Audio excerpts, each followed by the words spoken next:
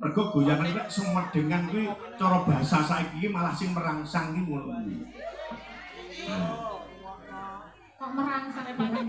Tegese iki iso ndudut rasa ngono. Semu. Nggih. Jenenge Mbah Dayu. Nah, iki Mbah Dayu.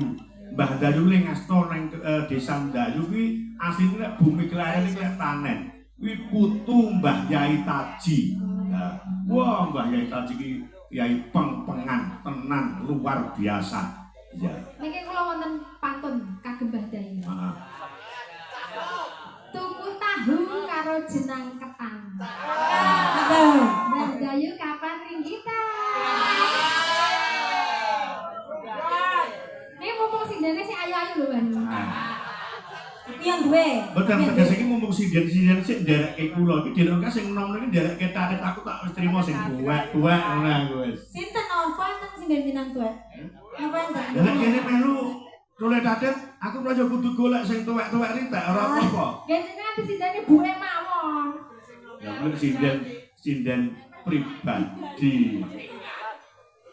Ya katur. Mbak Lurah kula nggih anu Mbah Bang Sri wau sayane pun kundur. Ya arep tak poyoki tapi ajekine urip ora tau nanggap wayang Mbah Bang Sri. Padahal aku Mbah Sri. Yo kacukune kagem sedaya kanca kades sekecamatan Klegok. Kaya apa? Mbah Dayu yo dados.